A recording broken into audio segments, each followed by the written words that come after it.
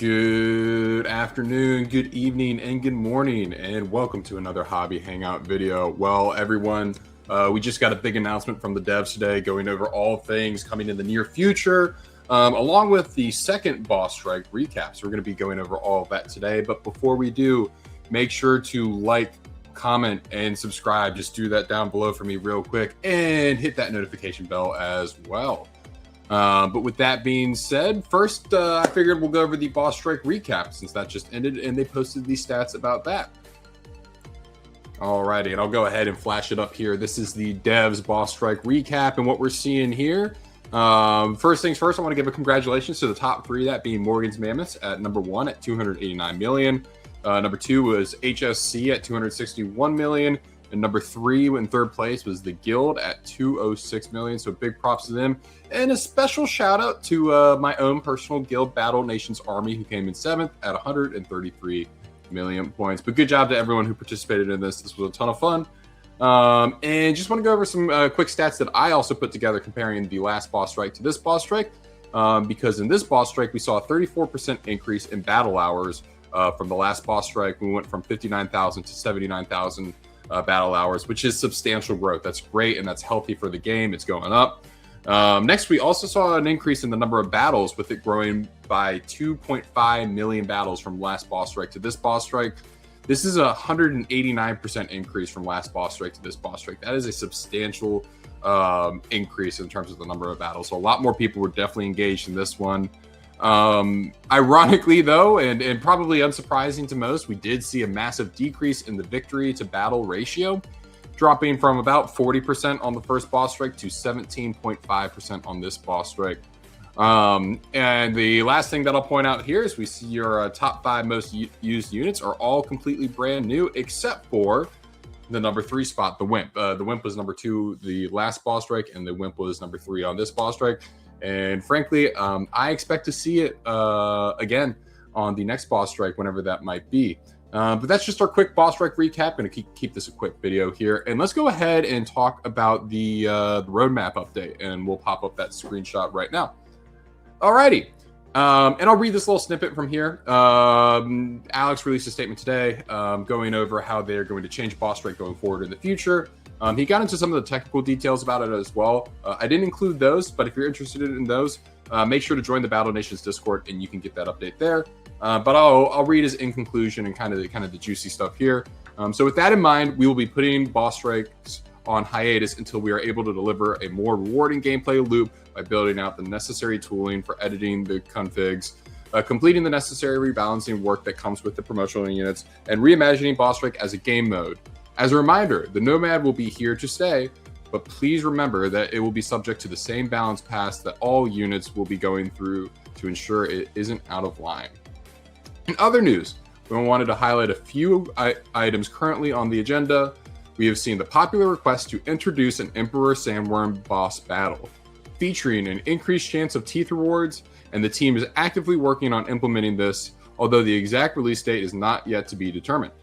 This is happening alongside our server rewrite beta and our progress towards PvP to be released during the summer. Additionally, at the end of this month, being April 2026, we will be increasing the level cap to 60, as well as releasing the first tranche of refreshed art assets. So, a couple takeaways there is the first things first, we are going to be seeing level 60 at the end of April.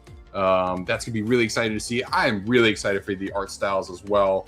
And while, you know, at level 60, there isn't a ton unlocked during these levels, it does open the door to the suburban houses, which are going to be a great new feature and a much better way, much easier way to get constant XP.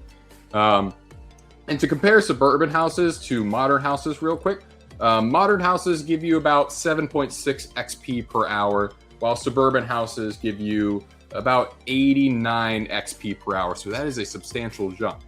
And not only that, with level 60, at level 60, we'll see a bunch of new units with their rank uncapped. For example, like the Tentacle or the TF2 soldiers, or all TF2 units, all of those will be able to promote all the way up to their max rank. The Tentacle will still lock behind level 70, but I'll do another video going over that another time. And we're also going to see the new implementation of art by Madrona. This is just going to be the first instance of them implementing their new art. I'm not exactly sure what it's going to be. We saw an example of kind of their art style with the JB's construction.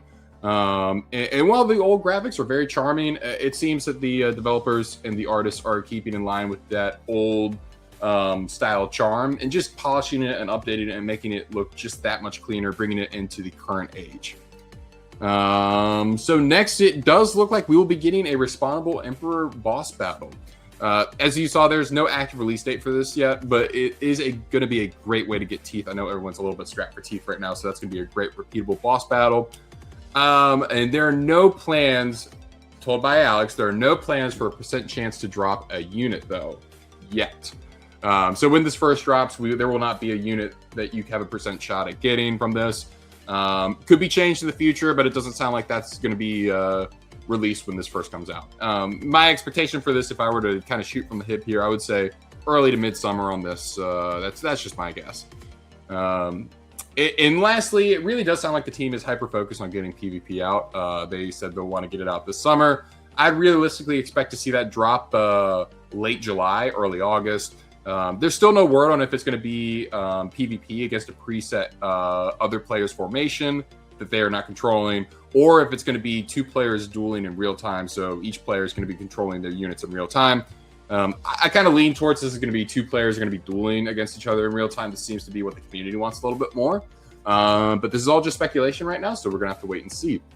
And lastly, while Boss Strike is taking a hiatus, earlier comments made by the devs team said about 6 months. I would realistically expect that we can see a return to this format in October 2026.